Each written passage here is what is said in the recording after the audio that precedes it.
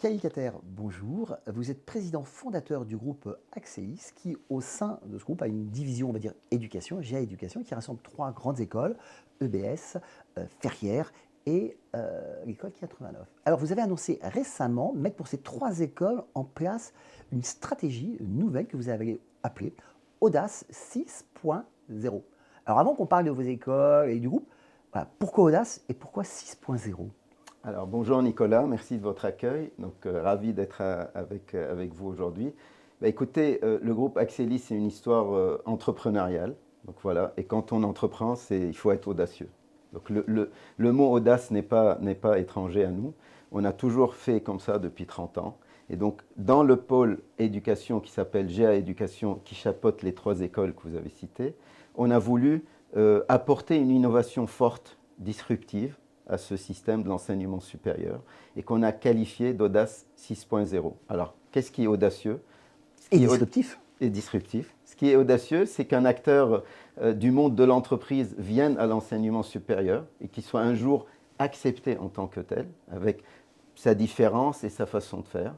Deuxièmement, ce qui est aussi audacieux, c'est le fait de revoir un petit peu la façon d'enseigner dans nos trois écoles, en créant un socle commun, une hybridation, une fusion des compétences et des savoirs pour que chaque étudiant de chaque école, tout en restant dans son école d'origine, puisse suivre un parcours, un voyage pédagogique, quelque part, qui va l'amener à profiter et à utiliser les expertises des trois écoles avec un lien total à 100% avec le monde de l'entreprise. Alors, on va rappeler que l'expertise est différente parce que EBS, grande école de management, Ferrières, grande école gastronomie, luxe, hospitality, et 89, école de l'informatique et du numérique. Exactement. Donc, trois domaines très différents, mais pour lesquels vous mettez une stratégie commune en place. Tout à fait. Alors, si on réfléchit à 10 ans, en gros, on est dans l'obligation aujourd'hui de former des gens à des métiers qu'on ne connaît pas encore. Et donc, la meilleure façon de les préparer, c'est d'hybrider le système, de les hybrider quelque part à travers le management, la tech, le numérique, et à travers l'hospitalité et le savoir-être. Et donc, cette personne, ce diplômé hybride, va pouvoir, dans l'avenir, s'adapter à tous les métiers qu'on ne peut pas encore, une fois, anticiper à ce jour. Et c'est ça, notre stratégie Audace 6.0. C'est-à-dire que si je résume, un étudiant qui choisit EBS, grande école de management, va avoir ses enseignements classiques d'une grande école de management, mais en même temps, il va avoir une hybridation sur l'hospitality, qui est effectivement un domaine très demandé, et évidemment sur l'informatique et le numérique. Alors ce socle commun préserve 5 points très forts pour chaque étudiant dans chaque école. Vous avez tout ce qui est pilotage, donc qui vient d'EBS, tout ce qui est savoir-être, créativité qui vient de l'école Ferrières, tout ce qui est numérique et digital qui vient de l'école 89, et après tout ce qui est RSE et savoir-être, tous ces points font partie de ce socle commun qui va permettre à cet étudiant de voyager, de parcourir ce voyage pédagogique en profitant de tous ces savoir-faire et en étant le plus dans l'hybridation possible. Alors qui dit socle commun dit-il campus commun? Exact. Donc voilà.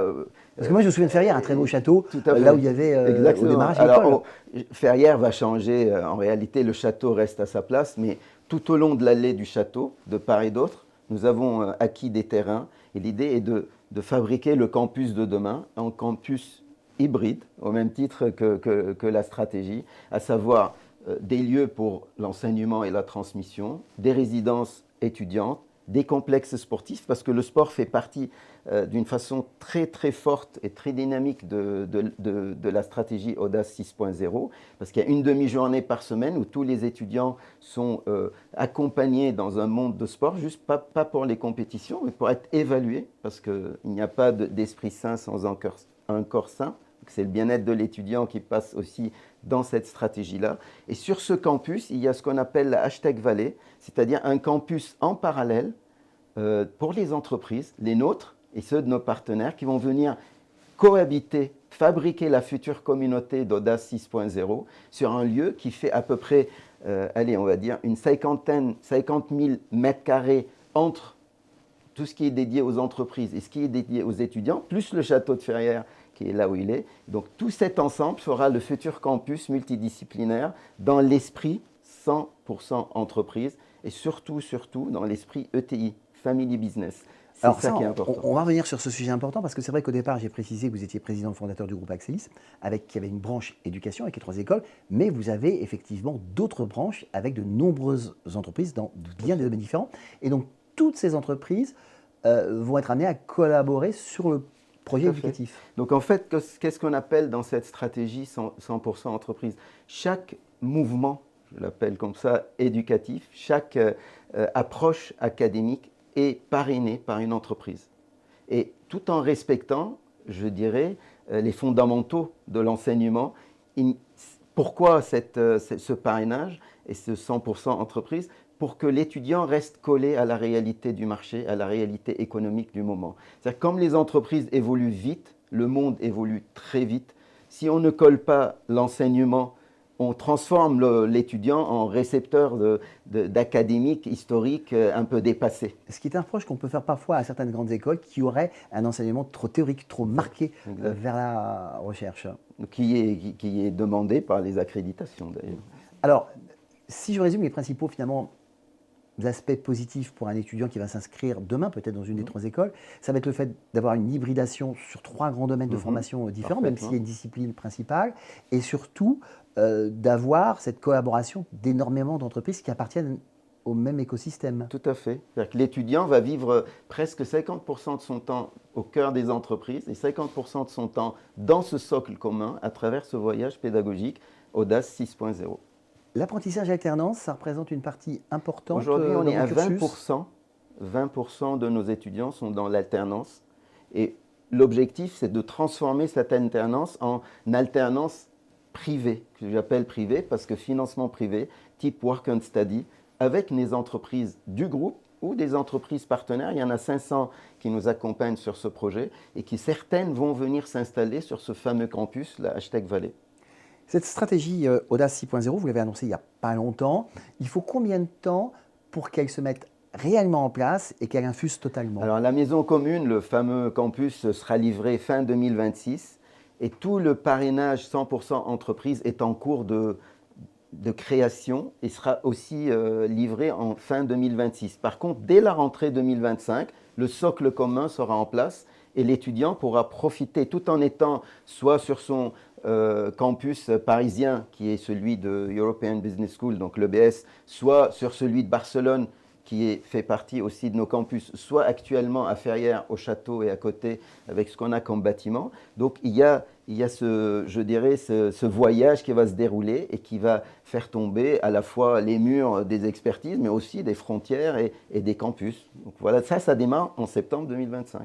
Alors dans le monde de l'enseignement supérieur, je ne vais pas dire que vous êtes une sorte d'ovni, mais vous faites partie effectivement d'une catégorie un peu à part, qui est une entreprise, on va dire, privée. Vous n'êtes pas un fonds de pension, vous n'êtes pas dans le domaine du public. Voilà, vous êtes sur une, on va dire, une troisième voie. Alors moi, ce que j'appelle la troisième voie, voilà exactement, vous l'avez dit. Donc la troisième voie, c'est une voie, on sort du monde consulaire, donc les chambres de commerce.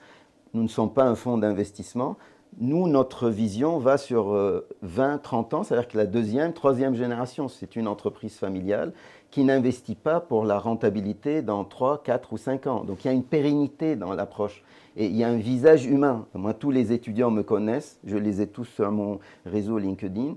Quand il y a un CV à pousser, je le pousse comme si c'était quelqu'un qui m'est très proche. Donc j'interviens dans nos séquences masterclass. Il y a vraiment un rapport qui est très humain, mais qui existe dans les entreprises ETI. On ne surjoue rien. C'est mon bureau est ouvert à tous les employés de l'entreprise.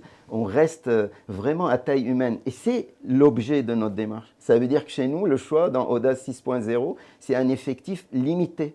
Ce n'est pas une course, je dirais, au nombre, à la taille, auquel sont condamnés aujourd'hui soit les écoles de fonds d'investissement parce qu'il faut rentabiliser vite, soit les chambres, les écoles consulaires, faute de budget au niveau des chambres de commerce. Et cette course, elle est sans fin. Nous, on n'a pas ce problème.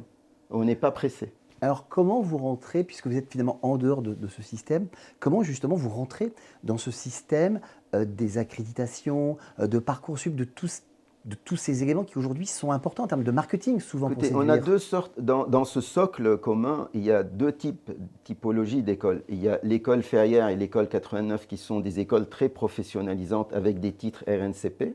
Mais de l'autre côté, on a European Business School, donc EBS, qui est, elle, une école gradée. Et historique, hein, c'est une vieille école. Donc une des plus novatrices d'ailleurs, parce qu'une des, on va dire historiquement, une des rares parisiennes en dehors des trois grandes, des trois premières.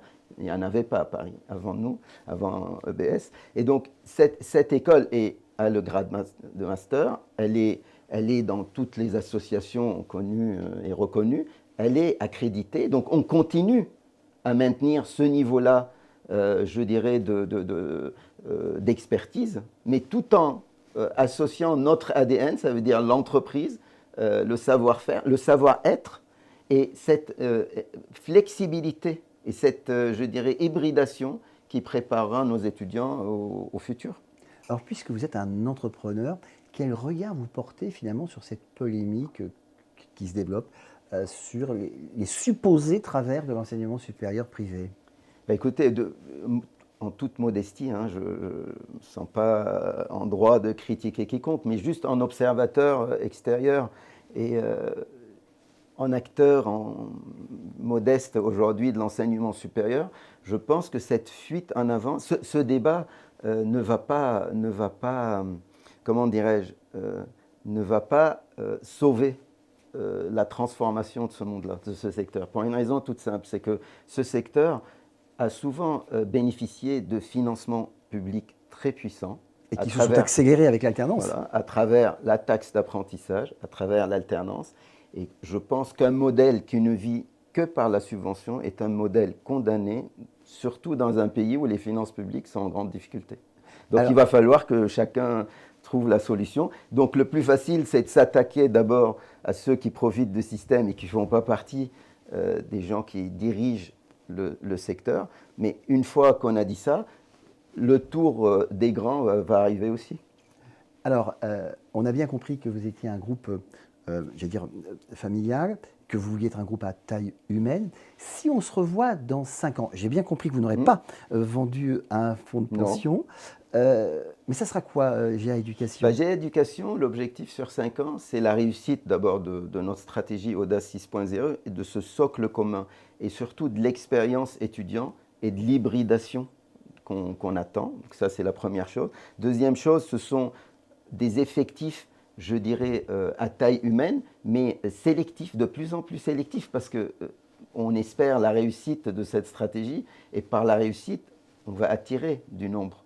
Et donc l'idée n'est pas de devenir, encore une fois, un groupe gigantesque. Dans 5 ans, on espère doubler notre taille d'aujourd'hui en termes d'étudiants. Aujourd'hui, dans 5 ans, on aurait fini tous nos campus. En gros, on aura 40 000 mètres carrés construits pour 2000 étudiants. Donc je défie quiconque de faire un ratio étudiant mètre carré de cette nature-là. Et puis voilà, dans 5 ans, on sera là. On arrive au terme de cet échange, mais avant de conclure, je voudrais faire une chose que je fais rarement, je voudrais faire un petit clin d'œil à Bernard Beltante, que j'ai connu il y a très longtemps et qui est une grande compétence de l'enseignement supérieur et que vous venez, je crois, d'intégrer dans votre groupe. Exactement, donc j'en profite pour saluer Bernard et pour lui dire à quel point je suis et nous sommes contents de l'avoir avec nous. Donc Bernard est devenu le président du comité stratégique et académique de GA Éducation. Donc c'est avec lui que cette stratégie Audace 6.0 s'est dessinée, a vu le jour. Et c'est grâce à lui, son expérience, sa façon de casser les codes depuis toujours. Je le suivais bien avant, à Marseille, à Lyon. Il dérangeait déjà un peu Bernard, mais il est en rupture. Et c'est ça qui m'a intéressé dans son parcours et qui correspond parfaitement à notre ADN, notre volonté de disrupter un système. Quel Carter, merci pour cet échange et on se revoit dans 5 ans. Avec grand plaisir. Merci.